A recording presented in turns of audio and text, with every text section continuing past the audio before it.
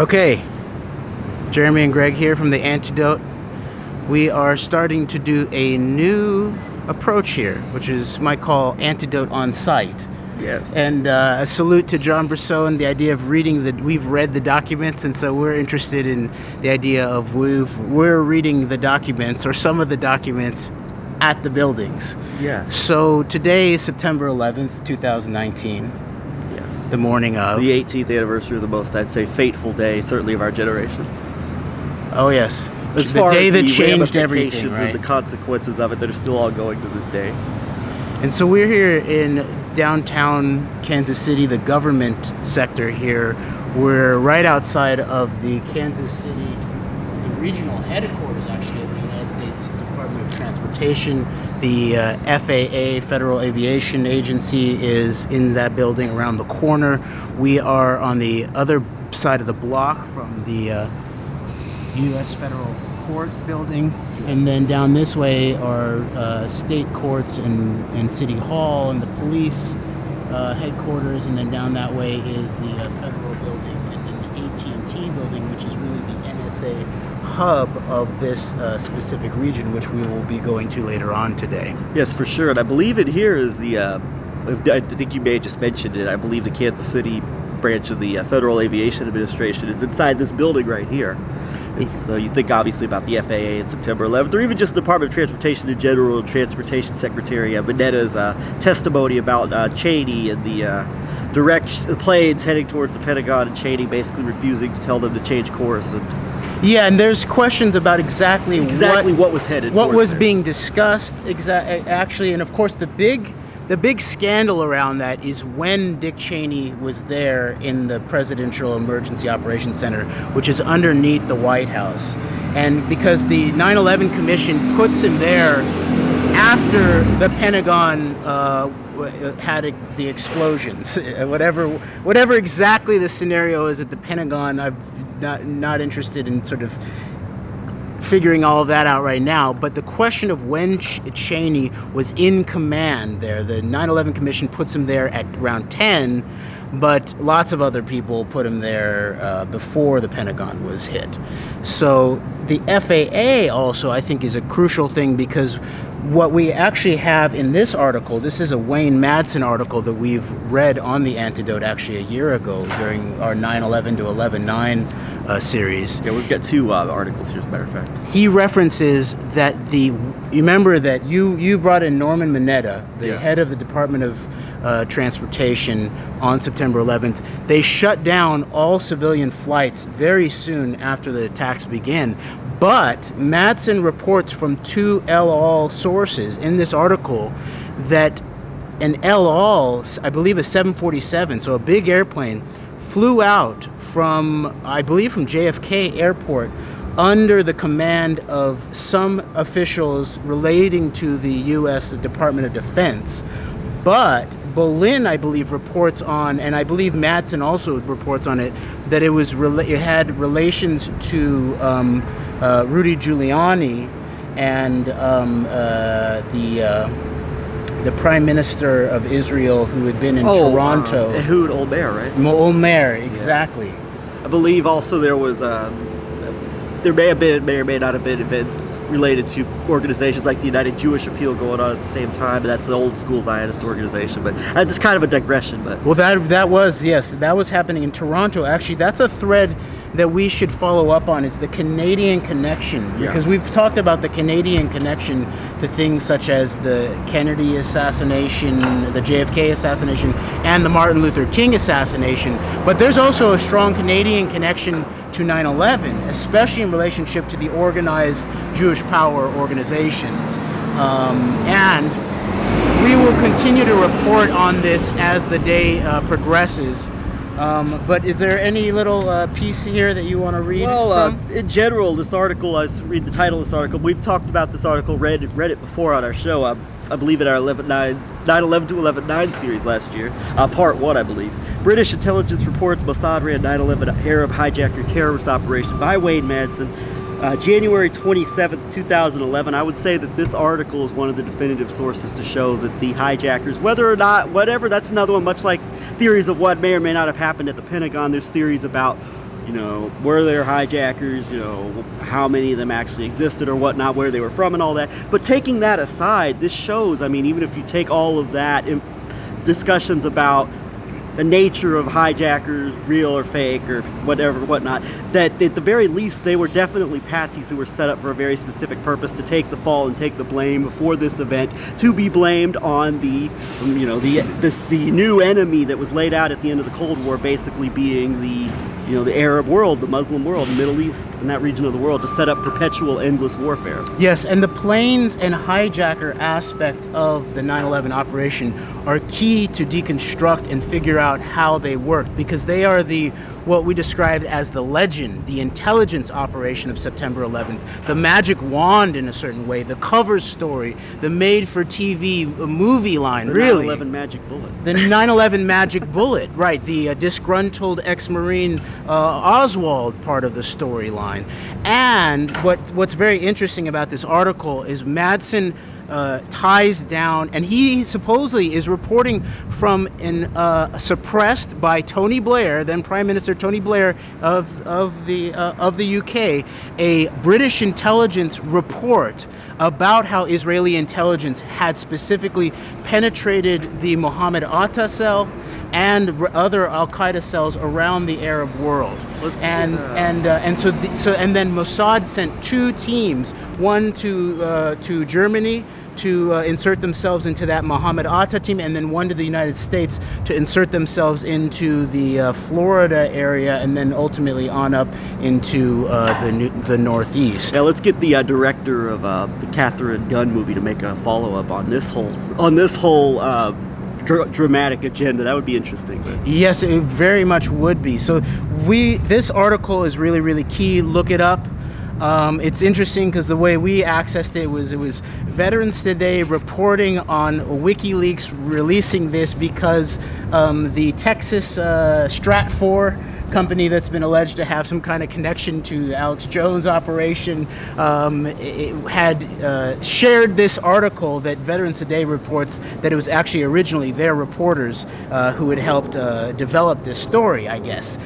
So that's sort of interesting, and I guess we'll do some more reporting on this later on by the today. way, this other article that you have here from July 7th, 2009, I think this is the first time I've seen this article. NSA security running amok to plug leaks about 9/11, and it's oh my, and it mentions the national security, very ironically named Q group within the, within the national security, within the NSA, and the targeting of NSA analyst Ken Ford Jr. for leaking of information regarding sensitive topics. And who was involved in that? He is alleged that Rod Rosenstein led the railroading of the faithful NSA analysts. And if you follow the whole Mueller process, and our belief that Mueller was in place to not to bust Trump, but to actually limit the scope of the of what would come out of the investigation into foreign collusion in the 2016 election. This adds another element that Rod Rosenstein is involved in silencing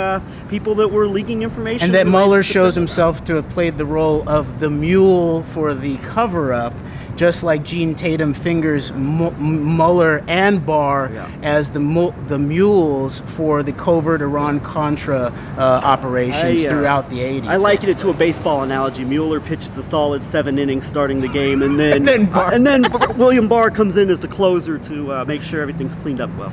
I guess we got to go. But that is very interesting about the NSA security group titled Q, running amok, plugging the holes, right? So it makes you wonder. And I actually did reference this very briefly when we first addressed the QAnon phenomenon. I mentioned that there was biblical references to Q, and there were also NSA security references to Q.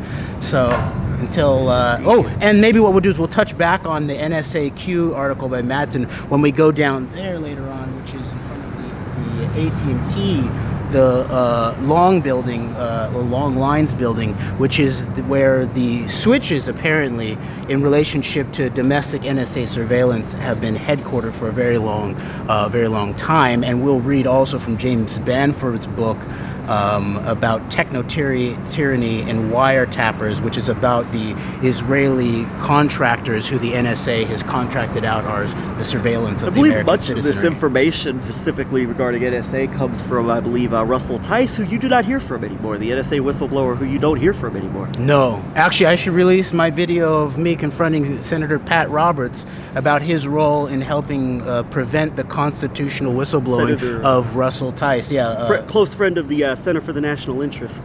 Yes, he's on the board, Roberts, actually. yes. That's a good point. And he was the head of the Intelligence Committee when Russell Tice chose to go the actual constitutional whistleblowing route and testify under oath about what he knew. And he was stood down by people like Pat Roberts. Indeed.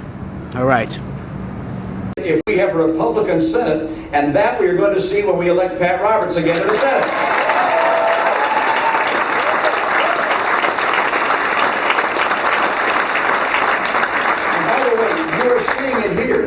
Difficulty in the world is because America's been too strong and been too assertive. And so he pulled back and seeks to lead from behind. He's a president who has shrunk the capacity of our military to respond to the challenges in the world. For all these reasons, you recognize that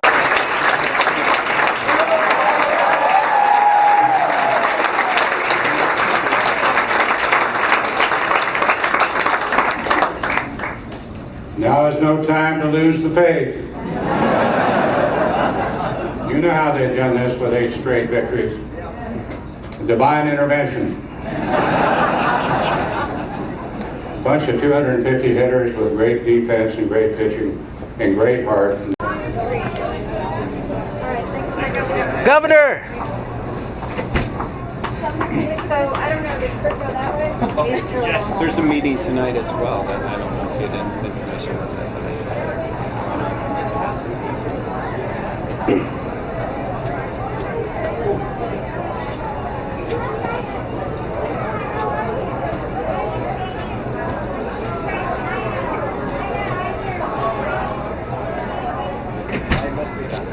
Pardon me, sorry. Thank you. Is the senator here? Right. Yes, he's just to your left. okay.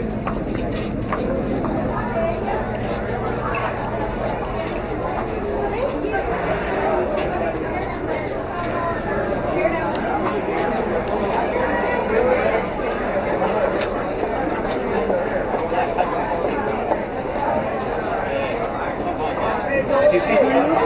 Me? Yeah. With myself. Could you, this is not an area where the public... Don't Sir, touch me, can we please. just move on? You can. Oh, Governor. Sir. I'd like to ask you about the Veterans Today articles blowing your cover in terms of being Cuban and Russian intelligence. Hey, who are you guys? Excuse me. Did you didn't read the Veterans Today? Veterans Today. You can't be back They've here. exposed the nuclear involvement in 9/11 Where you guys live? through the U.S. Department of Energy. Have you read that, Senator Roberts? You guys all Please an answer. You guys, And in terms of your involvement in helping cover up the NSA scandal and not letting Russell Tice pursue constitutional whistleblowing and actually being the reason that Edward Snowden had to do that, I'd like you to answer from the senator about that. okay, this is a private area. Oh. We've rented the space privately, so we're going to have to ask you guys to leave. Okay, do you mean this area? Yes, I do mean this area. Okay. Please exit. You guys have a good one as well. We've been to a lot of Yeah, I mean, Russell Tice was a whistleblower for the NSA and tried to go through the Congress, and Senator Roberts covered it up.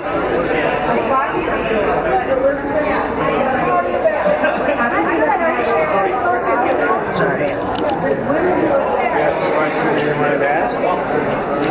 Not really.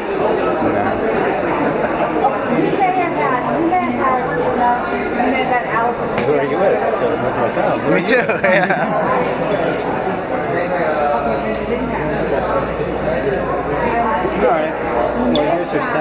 About Russell Tice, the NSA Air Force intelligence whistleblower, who Pat Roberts would not allow to testify in a constitutional framework. So then Edward Snowden becomes necessary and inevitable.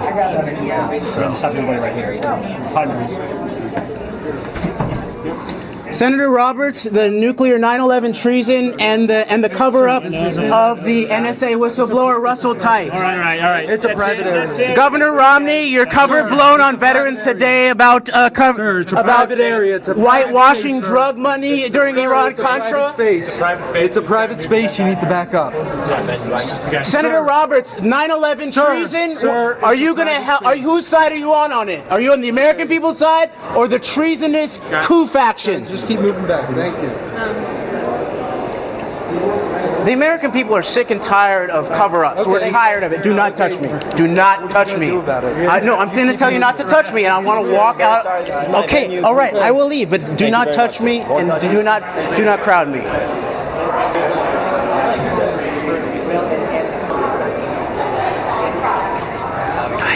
There you go.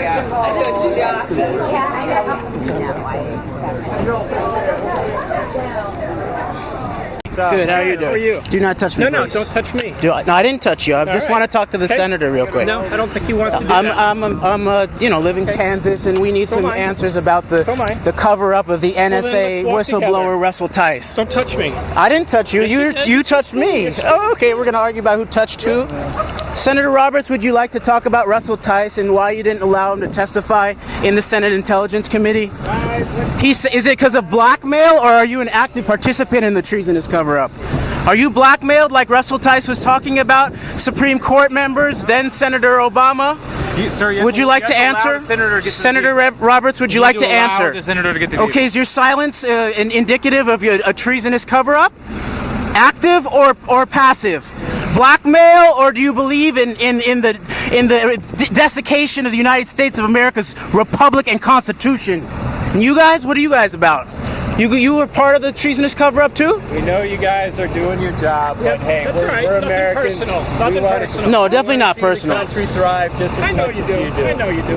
So that's why. But I do take the treason personal, and it's not you, and it's not just Senator Roberts, but he had a chance to actually handle that situation constitutionally. No, it's okay. They're going. Okay.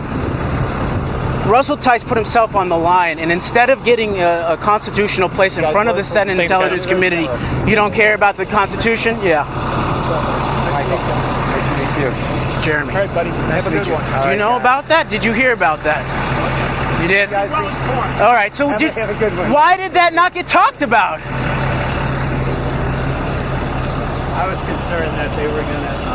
I didn't want them to fight. Thank you.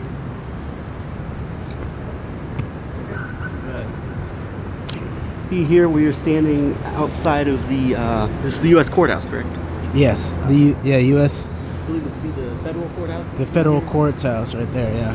We're standing outside the Federal Courthouse. We're standing here in front of the plaque commemorating the First Amendment of the Constitution of the United States. Congress shall make no law respecting an establishment of religion or prohibiting the free exercise thereof, or abridging the freedom of speech, or of the press, or of the right of the people peaceably to assemble and to petition the government for a redress of grievances. December 15, 1791.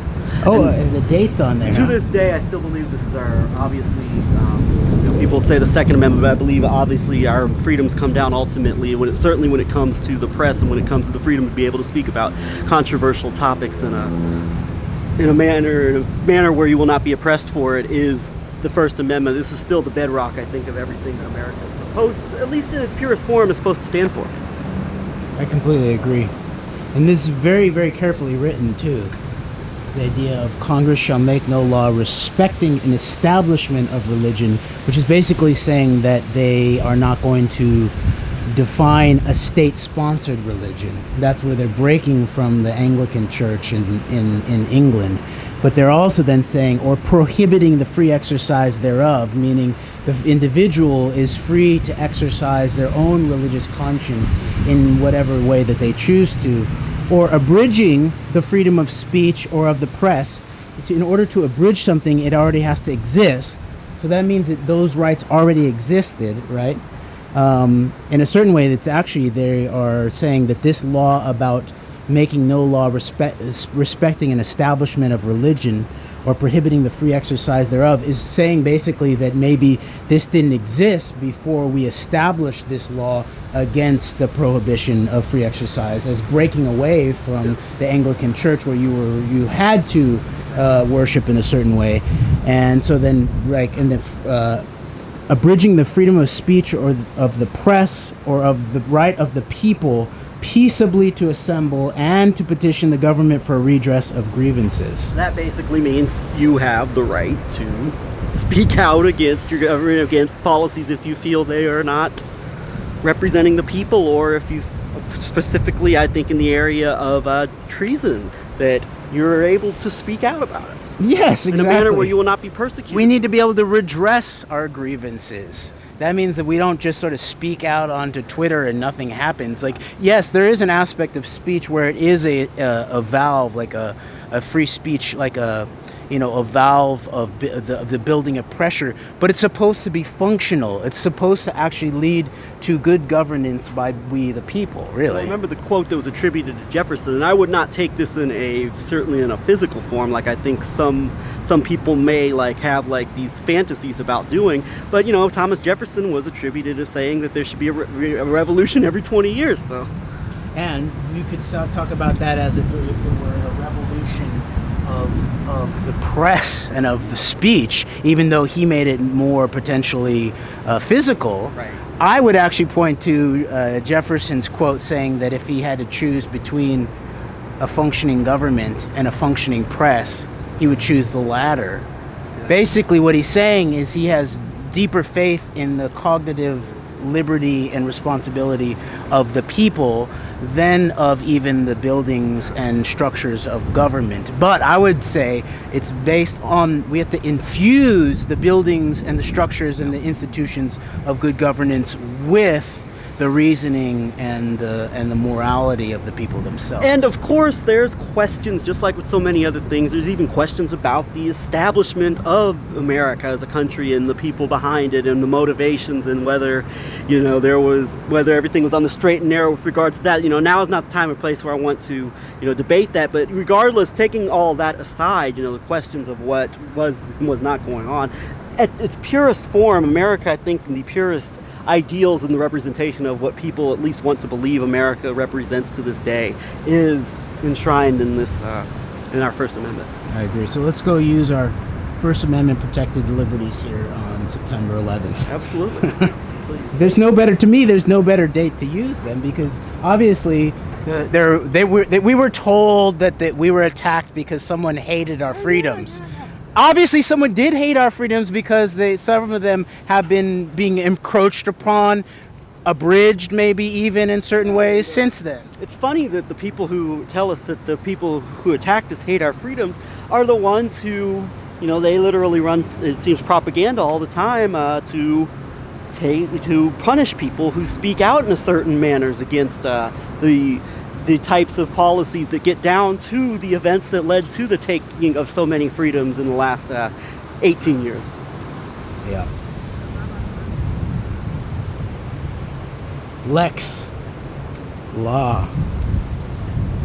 Ruler, and that is another aspect of that is, I think, the big difference between, well, I don't know about the big difference, but an important aspect of the United States experiment in our constitutional republic is this idea of equal under rule of law. And it's meant to be, because of the functioning aspect of the protection of First Amendment rights, the law is supposed to be updated to represent the best of the highest moral reasoning of the people. And thus, the idea of all equal under rule of law is not meant to be some unjust law, but it means that there are no divine rulers above other people. We're all the divine rulers, and thus we all have the responsibility of being the divine rulers in this society. Equal rights under the law, under a strict separation of powers, so that no one branch of our governing system gets too powerful. So, and of course, that's what Ninth and 10th Amendments refer to at some level too is not only the division of powers inside of the government, but also the division of powers between the government at different levels, including the federal government, state government, local government, but also of we the people, that we exist both under and above, before and beyond the functioning government. And I would even then assert that we actually then have rights and responsibilities to self-governance that includes things like parallel processes of assembly, of direct assembly. It's not a coincidence, and it's for a real serious reason that assembly is included in the First Amendment, and it's combined in the phraseology with the petition of redress of grievances, because it means that the people need to reason together in order to figure out what's going wrong or what could be better or how we're going to fix it. And in my view, freedom of assembly, obviously people have the freedom. I don't I don't think that freedom to assemble applies to like the freedom for people to go to go and watch a football game or something. I mean, while people certainly have the freedom to do that or to go to the mall and go shopping, I think that, to me, and the purest representation of this is people meeting to address their grievances with the government, with the system, and with elements of power that they may disagree with. And so I think that's where the strongest, I certainly think that's my idea of the freedom to assemble, is the freedom to assemble in protest of policies that you may not believe in, or in protest of, in something like September 11th, the case of open documented treason. I agree. And I would also then say that part of assembly too is not even just about redress of grievances of the government, but that it's about how do we figure out what's going on. And of course, that's why all of those rights are all tied together. Speech is, first of all, religion. I think we've talked about this before. Religion is actually about freedom of conscience in many ways. It's not only about your relationship or your desire to not have a relationship with what might be called God or the divine, but it's also then about your freedom and your responsibility of conscience. So it's really about your inner cognitive liberty. Then you have speech, meaning that you can then say what's inside your mind without the worry that the government is going to shut it down. Yes. And then the press, and many people actually make a very serious case that press was seen as an even more important right than speech, which is obviously true. And look at this, here we go. Here you go. We have the entire Bill of Rights right here, now that we're talking about it. And it looks like this was built much sooner because the letters are not nearly as faded.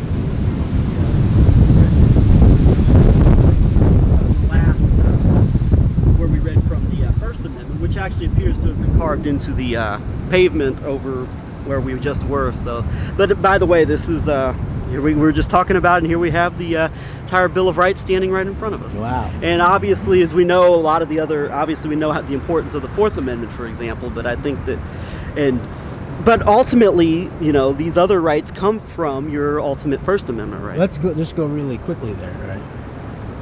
First Amendment, right? We're talking about that.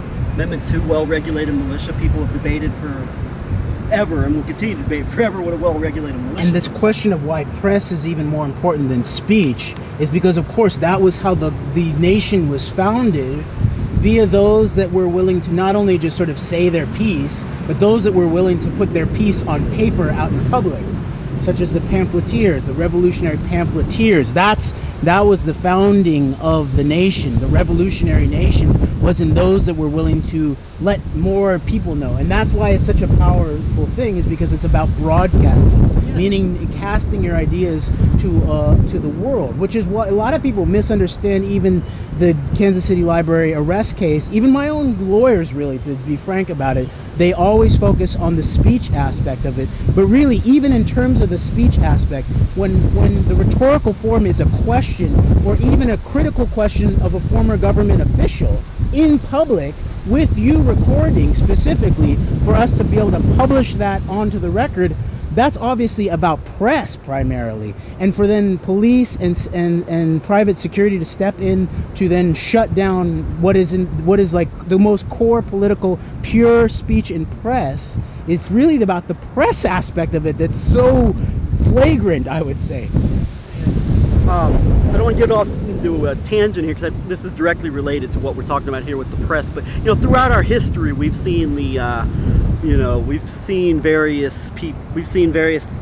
figures throughout American history try and use the idea of sedition or the idea of certain speech, certain types of press as being dangerous to the health and safety of the Republic or of the United States of America. I mean, you could go back obviously to the American Civil War and President Lincoln, or you could go to sedition laws that were put in place. Even, I mean, there were sedition laws in the late 1700s, the Alien and Sedition Acts, but then more recently, First World War, I believe there were sedition acts passed. And espionage acts, yes. Second World War, there was efforts, but the Roosevelt administration to crack down on dissidents of the Second World War, and I believe the Biddle family, which may have been involved in the the first national bank of the United States back in the Jackson administration. I believe one of the Biddles was the Attorney General in that time period, and then now, most recently, we had Obama using the National Defense Authorization Act, I believe, to legalize propaganda, but also there were serious crackdowns against areas of the press under that administration. And now we've got a president who openly threatens the press as the enemy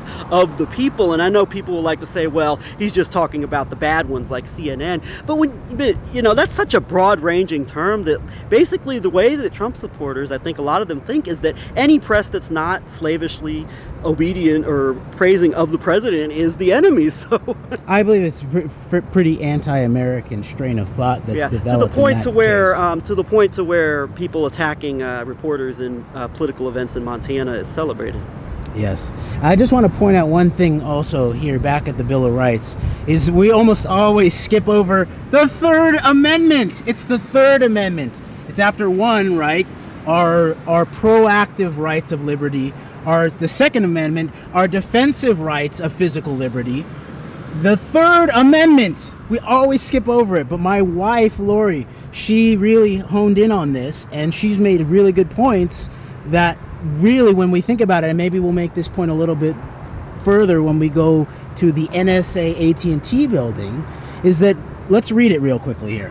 No soldier shall, in time of peace, be quartered in any house without the consent of the owner, nor in time of war, but in a manner to be prescribed by law.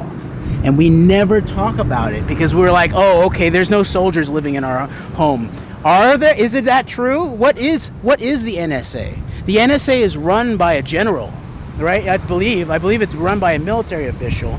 If you think about our technology, our NSA surveillance, we have U.S. military in our homes surveilling us. It wasn't about just because that you had to then pay for their dinner and stuff, right? It was because it would then chill speech. It's a threat to the liberty of the people to have the armed functionaries of the state forced upon them. But now with our technology and the back doors of our technology, then the Third Amendment is being violated perpetually because we never really consented to being told that we're actually having NSA generals parked inside of our house in multiple devices. But think about how much more illegal it is in relationship to Israeli military intelligence functioning within our technology.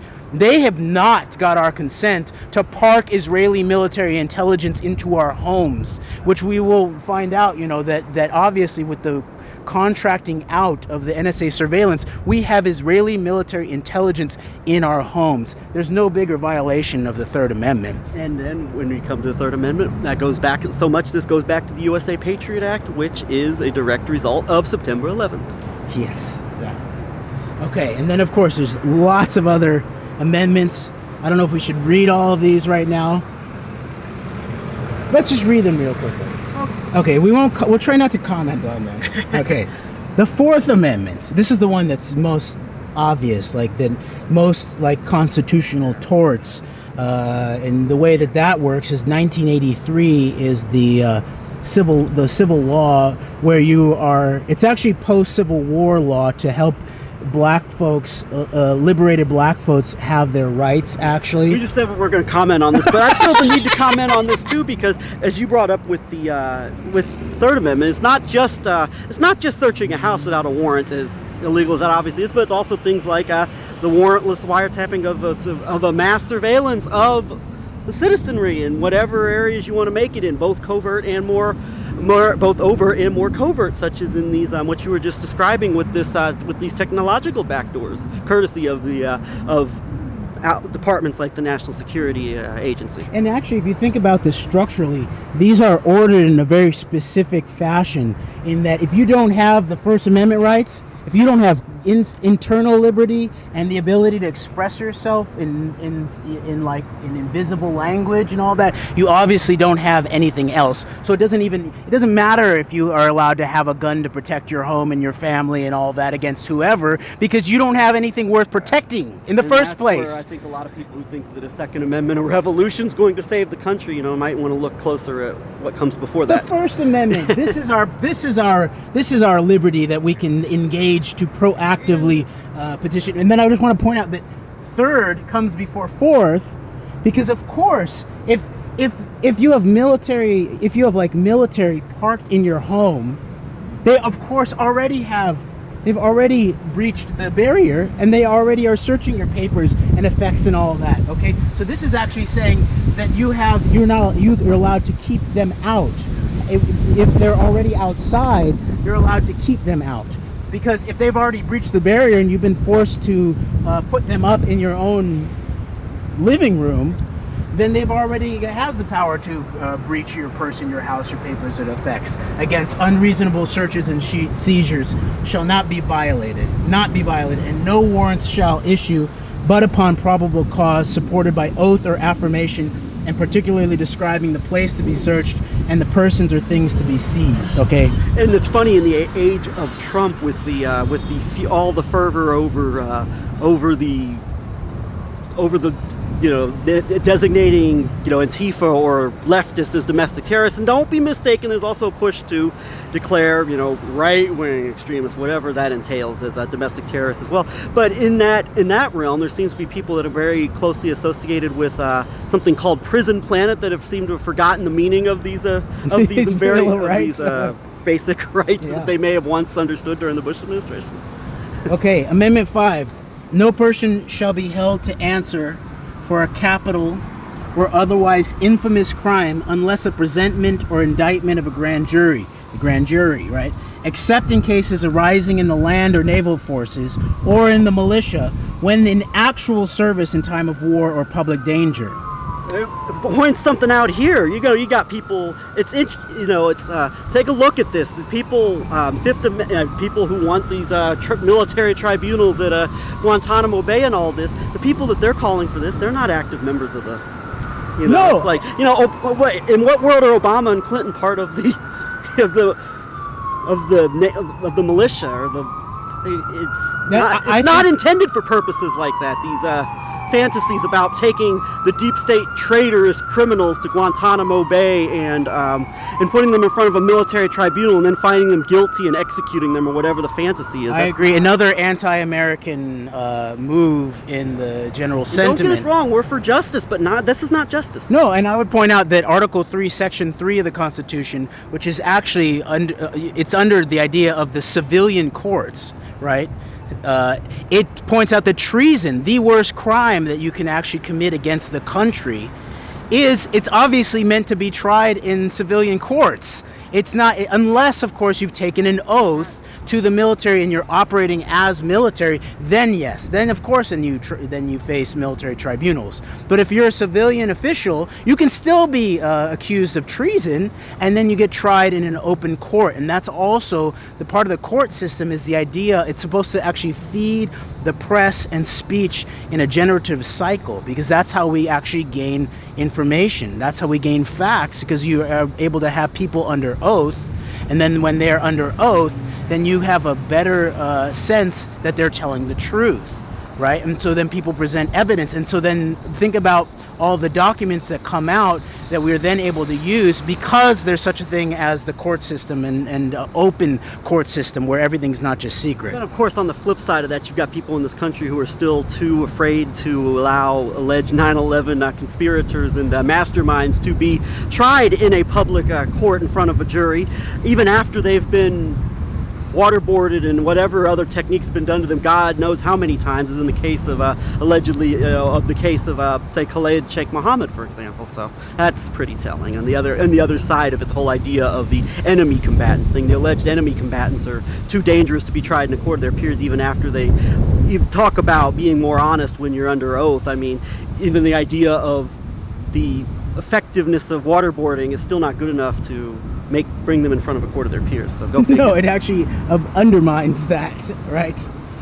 Okay, so, nor shall any person be subject for the same offense to be twice put in jeopardy of life or limb, nor shall be compelled in any criminal case to be a witness against himself, nor be deprived of life, liberty, or property without due process of law, nor shall private property be taken for public use without just compensation. Okay. Amendment 6. In all criminal prosecutions, the accused shall enjoy the right to a speedy and public trial by an impartial jury of the state and district wherein the crime shall have been committed, which district shall have been previously ascertained by law, and to be informed of the nature and cause of the accusation, to be confronted with the witnesses against him, to have compulsory process for obtaining witnesses in his favor, and to have the assistance of counsel for his defense. I could say, Jeremy, I'm sure you're personally thankful to have this amendment in place. Oh, man. Considering the case we've got going on right now. Oh, man, it's true. Yeah. And I would also then, like you've been talking about in terms of September 11th, show how much September 11th has been used to destroy, to eviscerate the core of our constitutional system because of, especially with something like September 11th, where it's obviously such a crucial, the interpretation, the criminal interpretation, the legal interpretation, the military and national security implication of that is so important, obviously, as we've like waged wars based on that evidence, or people have been held for more than a decade without trial, and to have them not to have been able to have an actual public trial, right? Was it what did it say? Speedy and public trial by an impartial jury of the state. Okay, so because they've sort of partially declared it an act of war and then done these Military Commissions Act, then they can basically say that alleged Al-Qaeda guys like Khalid Sheikh Mohammed are basically enemy combatants, right? Well, that was the terminology that was used in order to then say, well, they're actually part of foreign military forces and we don't need to have civilian trials. The rules of law don't apply to them. Well, the rules of a sort of tweaked and perverted military. That's what I meant. Yeah. In their world, the rule of law, whatever their interpretation of it is, does not apply to what they call enemy combatants. So. And remember, that was like one of the big things that you remember the Obama administration. There was moves they were making to both try to shut down Guantanamo, and to try to have the Article 3 trials of Khalid Sheikh Mohammed in New York City. Yes, and that was a major point of contention, and it was the same people that are now calling in many cases it's the same people that now would like to see military, tribunals and deep state criminals sent to Guantanamo Bay, this place that should have been should have been used for the purposes it's being used for now. Now the idea is that all of the criminal deep state treasonous traitors are going to be sent there, and we're going to get justice at Guantanamo Bay when we haven't even gotten any type of actual real legal proceedings for the people who have been held there for over 17 years on this crime that I don't think there's really any real evidence they actually committed. So we need to restore constitutional rule of law. Is basically what we need to do, and that's the way we're going to be able to improve our country, is to reinstate actual open trials, especially about the biggest things such as September 11th. Okay, number 7. And I'll just point out that it is very interesting, the Sixth Amendment.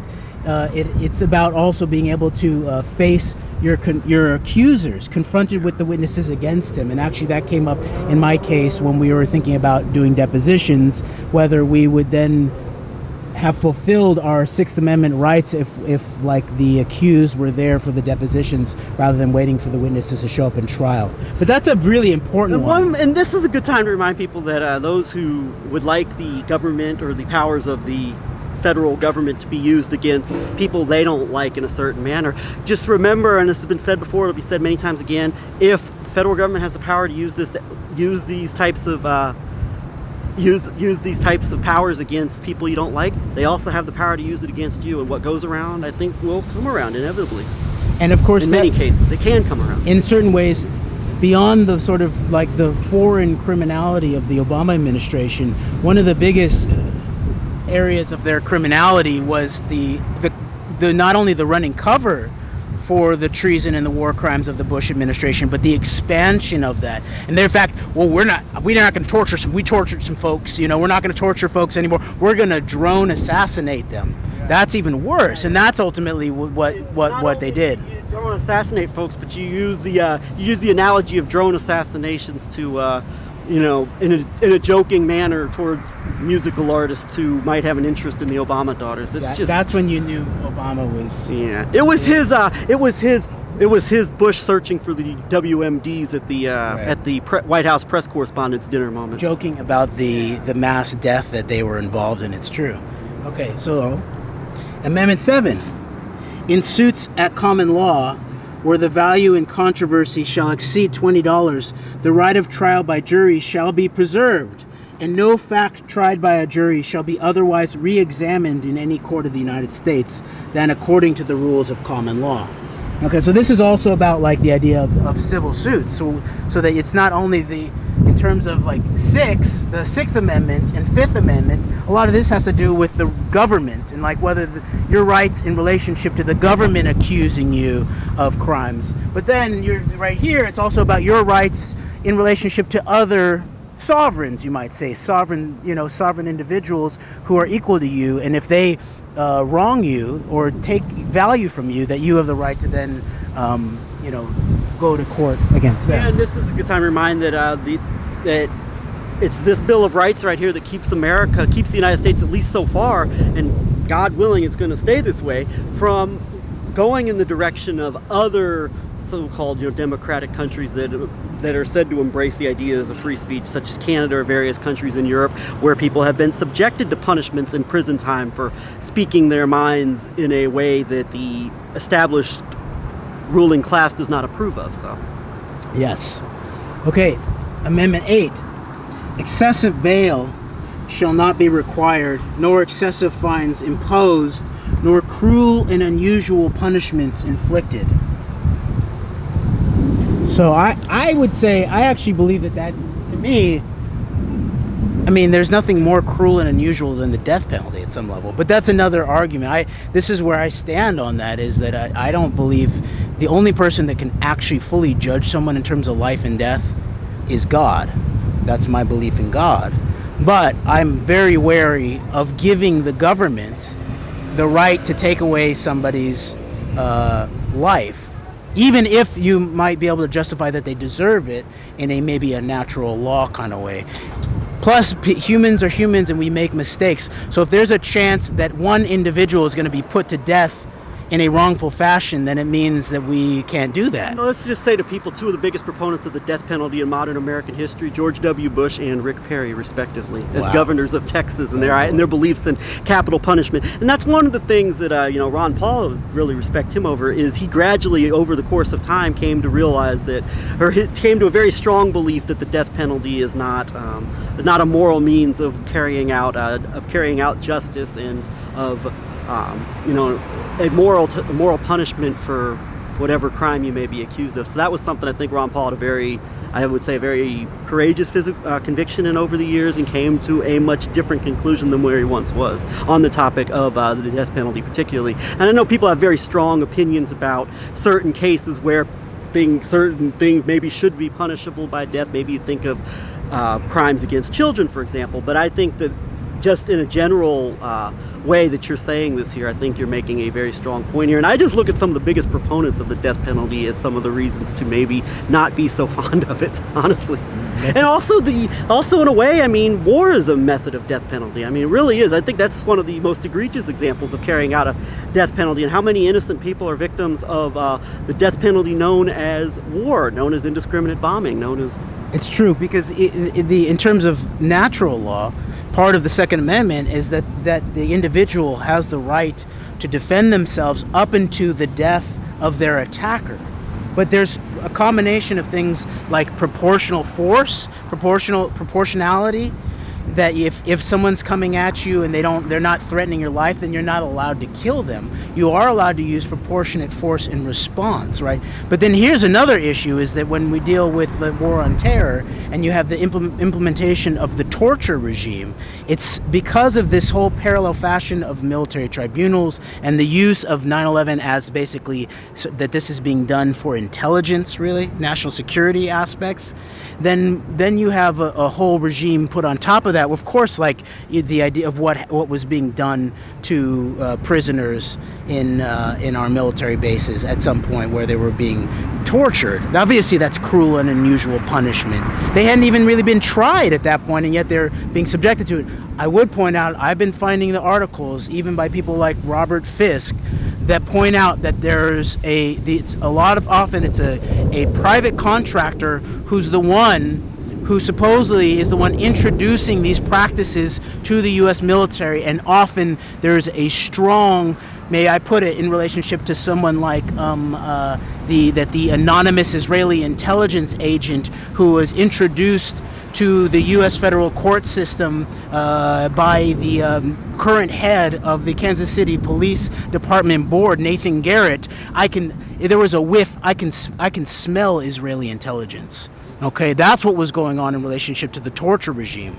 Okay, so yes, we're not trying to blame everything on Israel, except for those things that they're responsible for. Yeah, and a lot of this is basically operations like Eric Prince's on a very domestic scale. I mean, it's all privatized, and there's a push certainly to make so much of this privatized. You even see that in some of the responses, some of the proposed responses to mass shootings. And this is another, I don't know if dystopian would be the term, it's another aspect of the world, of the unfortunate, sad reality of the world we live in right now.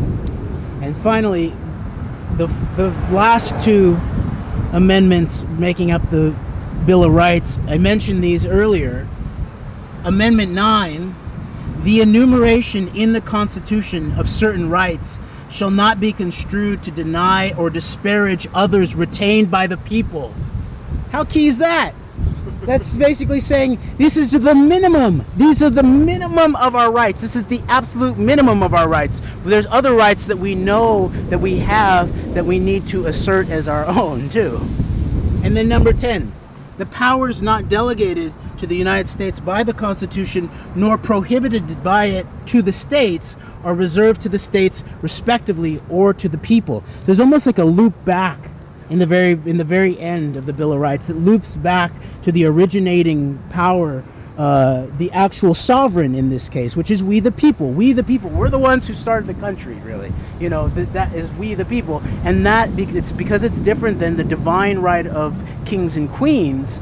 We ultimately become the source for the divine right of the government. But that means we have the responsibilities too. And think about the Ninth Amendment here. This may not be a direct analogy to the Ninth Amendment, but I was just thinking about this, reading this right here, is, the enumeration of the Constitution shall not be construed to deny or disparage others retained by the people. And what I think of is you have the mass court of public opinion known as the major media constantly say disparaging people that are critical of their government, that are critical of certain policies, under that very broad tar of conspiracy theorists. And so there it's a smearing within the court of public opinion, which very well can then be used against the same people within our unfortunately corrupted legal system. So I would consider that as almost in a way as a violation of a Ninth Amendment, just that it's, I mean, I hope that it's a good analogy for this, in the aspect of the disparaging of people who are accused of who might have opinions that are very strong about certain policies their government is pursuing. Or what I hear you saying a lot right now is you seem to be advocating for the importance of a civil society, really, and of a commitment to actually pursuing these rights in a vigorous way, in a way that does not be like, F it all, I'm throwing over the table, I'm calling for secret military tribunals and executions of everybody who I believe is a political criminal or something like that. That's another aspect of it, because it's like, and when you go to the idea of military tribunals against the deep state traitors, right?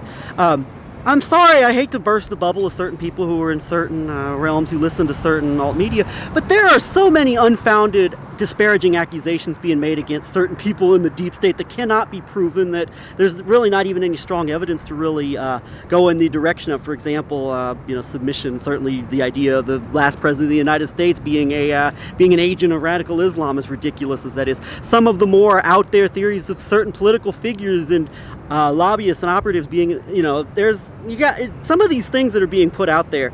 There needs to be strong evidence, if not outright proof for it, and it's not there. And so I consider a lot of what's being put out there within these, some of maybe the QAnon military tribunal crowd as being very disparaging, and I think a violation of the true spirit of this Ninth Amendment. And by the way, just a quick aside on that point, when we were reading that article, referencing that article this morning over there in front of the Department of Transportation building, the Wayne Madsen article, it references Mossad's involvement in the most extreme Muslim Brotherhood cells. Okay, so there's even that angle to that accusation. And there's a whole history there that I think that over time we can possibly work on trying to learn more about and uncover and try to figure out more about what's going on there, because the whole idea of the President Obama being a Muslim Brotherhood agent and allowing the Muslim Brotherhood to infiltrate that's a major part of the talking points that have led to things like this a lot of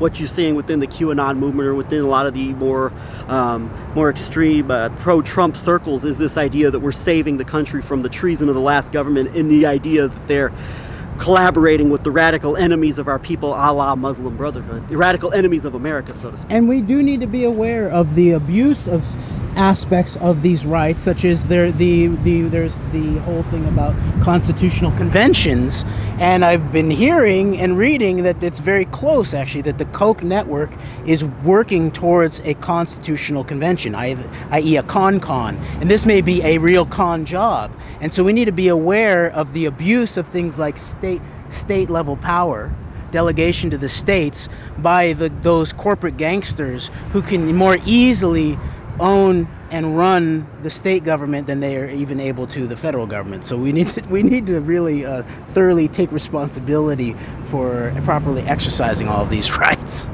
Well, we ended up talking a lot more than we intended to here, but this is a good exercise. I think it's good to do this, and I hope I didn't go off on too many wild tangents that were unrelated to the actual amendments in question, but I hope people get something out of this. This is we totally decided to do this on the fly. I'm sure people could tell that this is not something that we plan to do, so we're just really speaking from the hip here. So, and as usual,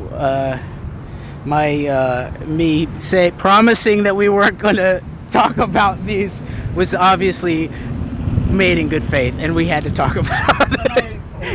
I hope it was maybe it'll make for a better show that way. I hope so. All right, so very, very cool. Oh, I guess the Judicial Conference of the United States Committee on the Bicentennial of the Constitution. Judge Damon J. Keith, Chairman, December 15th, 1991. And it's interesting, the sculpture in the hands, I don't quite understand it, but I think it's saying we got to get help, we're in this together, I think is what it really is saying. Seems like but I don't know, it's interesting. So, all right, so that's about the form of our freedoms. Now let's actually use the form of our freedoms and put some serious content into it. We'll go across the street to the court building and talk about how it's relevant on this day of September 11th, 2019. Absolutely.